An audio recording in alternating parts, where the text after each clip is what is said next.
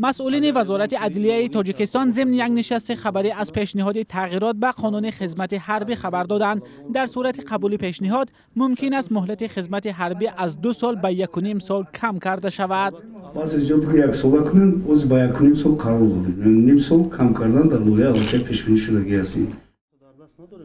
مقامات میگویند طرح قانون بعد موافقت با وزارت و اداره ها به دستگاه اجرایی پرزیدنت ارسال شده است و معلوم نیست که آن را کی برای بررسی به پارلمان میفرستند.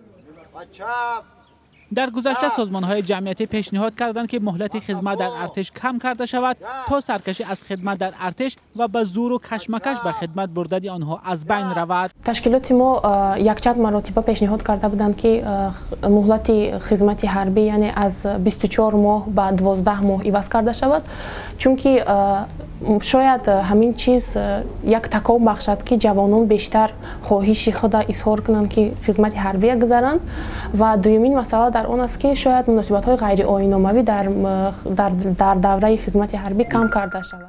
مسئولان وزارت عدلیه میگویند کم کردن مهلت خدمت در ارتش پیشنهاد وزارت دفاع می باشد. هدف پیشنهاد را همچنین شرح دادند. هرچی خوبتر جلب کنیم جوانان رو، مهلت کم کنیم یک استیمول برای جلب کردن آسان‌تر میشد، به خاطر اینکه ما امروز ابلاغ او را از بین بریم.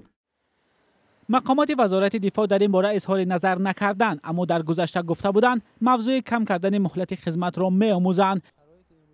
مسئله کم کردن مهلت خدمت بیش از 5 سال است که بحث می شود.